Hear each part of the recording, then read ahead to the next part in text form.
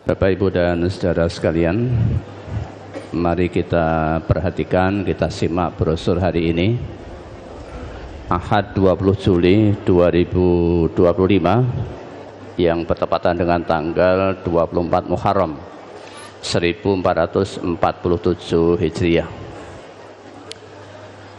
Ya, lantai dua, mohon dijaga ketenangannya.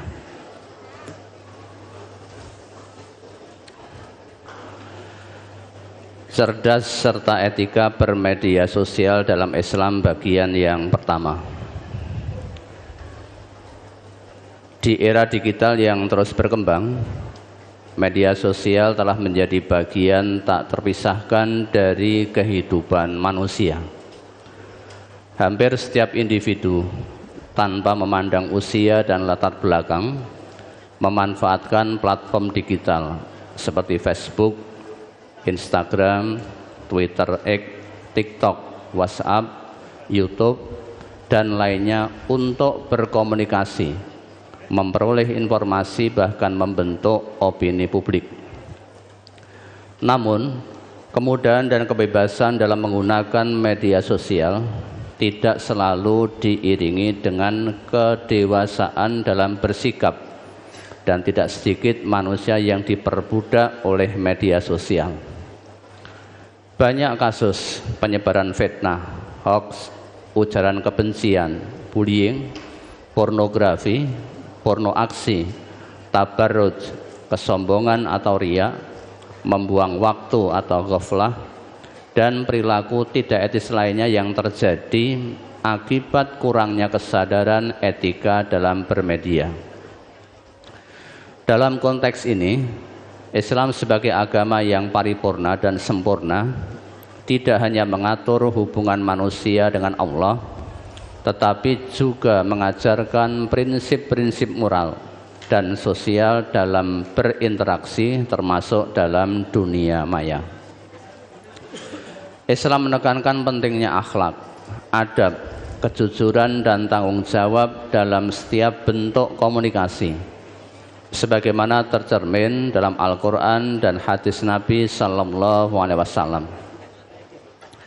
Etika bermedia sosial menurut Islam mencakup sikap bijak dalam menyampaikan informasi, menghindari ghibah atau menggunjing, tajassus atau mengintai mencari aib orang lain, dan tabayun atau klarifikasi terhadap berita yang belum pasti. Maka menjadi cerdas serta beretika dalam bermedia sosial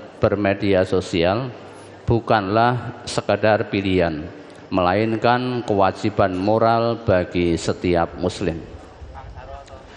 Islam sejak awal sangat menekankan pentingnya kehati-hatian dalam menyampaikan berita dan menjaga lisan. Meskipun pada zaman Nabi belum ada media sosial, namun prinsip-prinsip komunikasi yang diajarkan sangat relevan untuk diterapkan dalam dunia digital. A. Prinsip tabayun atau verifikasi informasi. Allah Subhanahu wa taala berfirman, A'udzubillahi minasyaitonir rajim. Ya ayyuhalladzina amanu in ja'akum fasikum binaba'in fatabayyanu an tusibu qauman bijahalatin fatusbihu ala ma fa'altum nadimin. Wahai orang-orang yang beriman, jika seorang fasik datang kepadamu membawa berita penting, maka telitilah kebenarannya, agar kamu tidak mencelakakan suatu kaum karena ketidaktahuanmu, yang berakibat kamu menyesali perbuatanmu itu. Quran Surat Al-Hujurat ayat 6. Ayat ini merupakan pedoman utama dalam menjaga etika, menyampaikan dan menyebarkan informasi, terlebih di era media sosial. Allah memperingatkan agar tidak sembarangan mempercayai atau menyebarkan informasi yang datang dari sumber yang tidak terpercaya atau fasik sebelum dilakukan tabayun atau klarifikasi terlebih dahulu.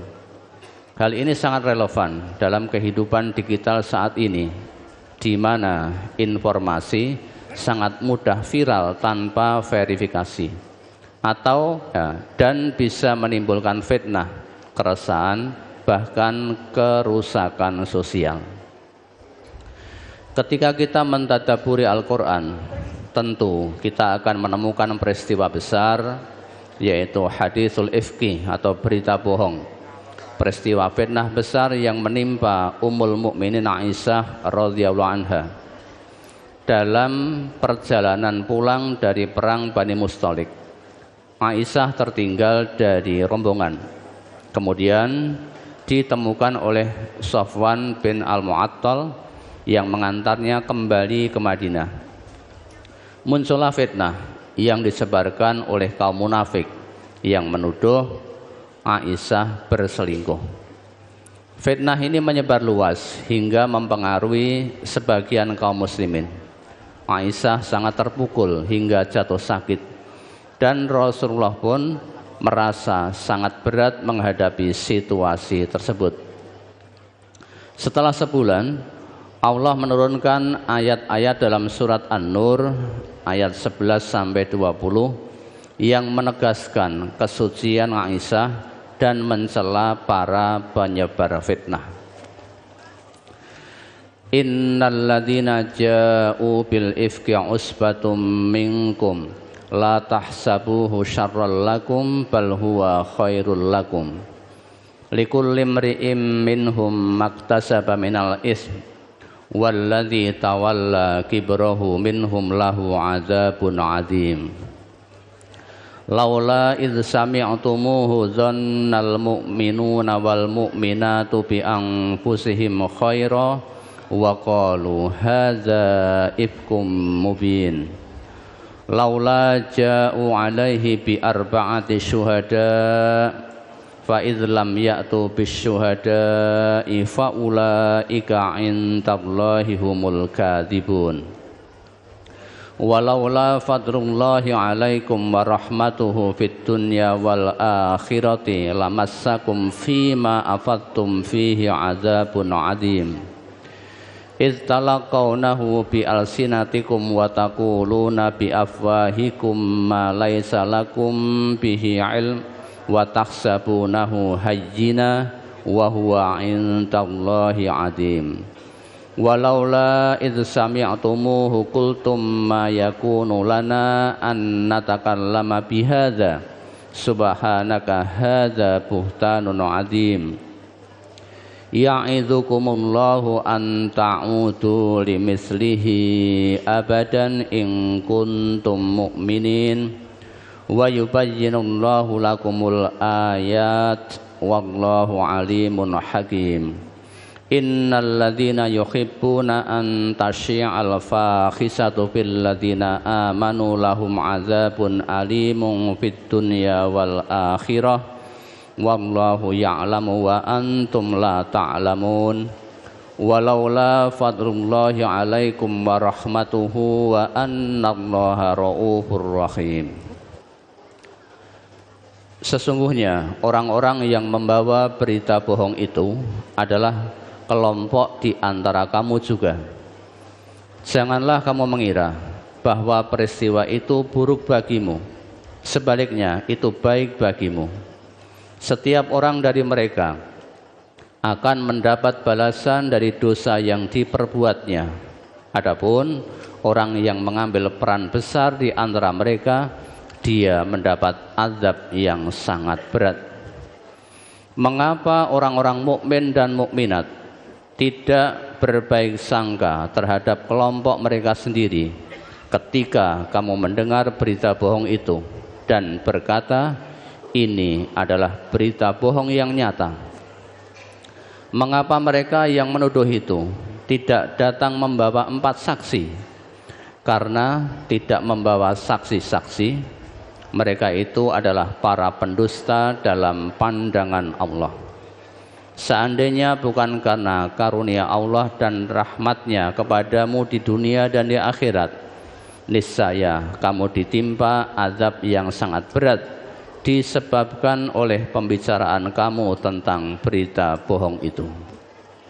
Ingatlah, ketika kamu menerima berita bohong itu dari mulut ke mulut, kamu mengatakan dengan mulutmu apa yang tidak kamu ketahui sedikitpun, dan kamu menganggapnya remeh, padahal dalam pandangan Allah itu masalah besar. Mengapa ketika mendengarnya berita bohong itu kamu tidak berkata, tidak pantas bagi kita membicarakan ini, Maha Suci Engkau, ini adalah kebohongan yang besar. Allah memperingatkan kamu agar jangan kembali mengulangi seperti itu selama-lamanya jika kamu orang-orang mukmin. Allah menjelaskan ayat-ayatnya kepadamu. Allah Maha mengetahui lagi Maha bijaksana. Sesungguhnya orang-orang yang senang atas tersebarnya berita bohong yang keji itu di kalangan orang-orang yang beriman, mereka mendapat azab yang sangat pedih di dunia dan di akhirat. Allah mengetahui sedang kamu tidak mengetahui. Kalau bukan karena karunia Allah dan rahmatnya kepadamu, dan bukan karena Allah Maha Penyantun lagi Maha Penyayang, niscaya kamu akan ditimpa azab yang besar. Quran Surat An-Nur ayat 11 sampai 20. Peristiwa haditsul ifki yang diabadikan dalam Surat An-Nur ayat 11 sampai 20 merupakan pelajaran mendalam tentang pentingnya cerdas dan beretika dalam menyikapi informasi. Terlebih dalam konteks bermedia sosial saat ini, Allah menegaskan bahwa berita bohong yang menimpa Aisyah radhiyallahu anha adalah fitnah besar yang dilakukan oleh segelintir orang munafik, dan umat Islam saat itu diuji bagaimana mereka bersikap terhadap kabar tersebut. Dalam ayat-ayat ini, Allah mengecam keras mereka yang tergesa-gesa mempercayai dan menyebarkan informasi tanpa bukti, serta menyeru agar kaum beriman menumbuhkan prasangka baik terhadap sesama dan tidak turut menyebarluaskan keburukan yang tidak jelas kebenarannya. Nilai ini sangat relevan dalam era digital, ketika kabar simpang siur, hoax, dan aib pribadi seseorang dapat dengan mudah viral melalui media sosial tanpa verifikasi dan pertanggungjawaban.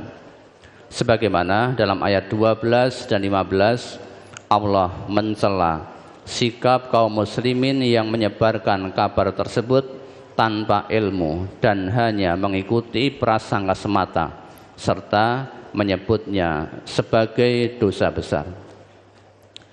Etika bermedia sosial dalam Islam menuntut setiap individu untuk cerdas secara spiritual dan intelektual, serta memegang prinsip tabayun atau klarifikasi, husnudon berprasangka baik, dan menjaga kehormatan orang lain.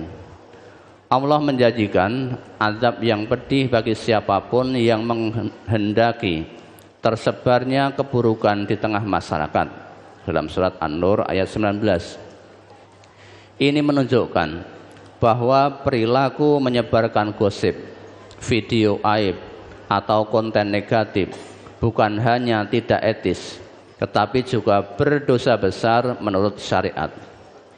Dari hadisul ifki ini kita belajar bahwa media baik lisan maupun digital bisa menjadi sarana fitnah jika tidak digunakan dengan akhlak.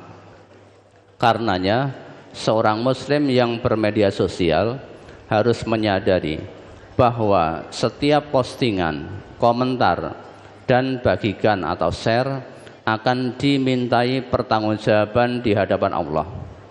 Islam tidak hanya mengatur apa yang kita ucapkan, tetapi juga apa yang kita sebar di dunia maya. Maka peristiwa hadithul ifki menjadi dasar tegas bahwa kecerdasan dan etika dalam bermedia sosial bukan sekedar tuntutan moral, tapi juga perintah agama. B. Menjaga lisan dan tulisan. Nabi Muhammad sallallahu alaihi wasallam bersabda, "An Abi Hurairah qala Rasulullah sallallahu alaihi wasallam, man kana yu'minu billahi wal yaumil akhir fala yu'li jarahu wa man kana yu'minu billahi wal yaumil akhir falyukrim dhaifah wa man kana yu'minu billahi wal yaumil akhir falyakul khairan aw liyasmut." Dari Abu Hurairah, ia berkata, Rasulullah sallallahu alaihi wasallam bersabda, barang siapa yang beriman kepada Allah dan hari akhir, janganlah ia menyakiti tetangganya. Barang siapa yang beriman kepada Allah dan hari akhir, hendaklah ia memuliakan tamunya. Barang siapa yang beriman kepada Allah dan hari akhir, hendaklah ia berkata yang baik atau diam. Hadis riwayat Al-Bukhari juz 7 halaman 78. An Anas bin Malik qala an-nabiyyu sallallahu alaihi wasallam, al-mu'minu man aminahun nasu wal muslimu man salimal muslimuna min lisanihi wa yadihi wal muhajiru man hajara su' walladzi nafsi biyadihi la yadkhulul jannata abdun la ya'manu jaruhu bawa'iqahu. Rawahu Ahmad. Dari Anas bin Malik, ia berkata, Nabi sallallahu alaihi wasallam bersabda, orang mukmin itu ialah orang yang membuat orang lain merasa aman dari gangguannya. Orang Islam itu ialah orang yang membuat orang Islam lainnya selamat dari lisan dan tangannya. Orang yang berhijrah itu ialah orang yang meninggalkan kejahatan.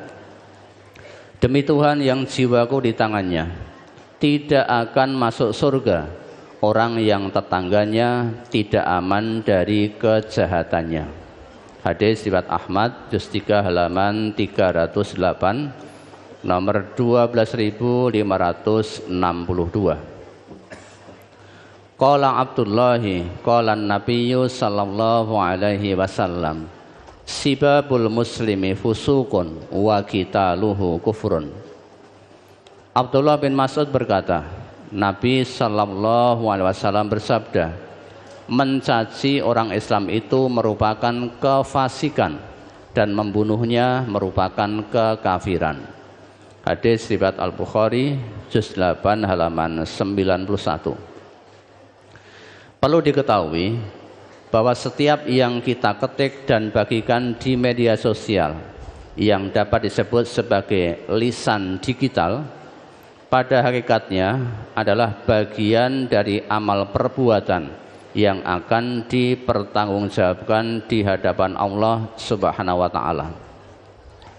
Islam mengajarkan bahwa tidak ada satupun ucapan, tulisan ataupun perbuatan manusia yang luput dari pengawasan. Sebagaimana firman Allah dalam surat Qaf ayat 18, ma yalfidzu min qaulin illa ladaihi raqibun atid.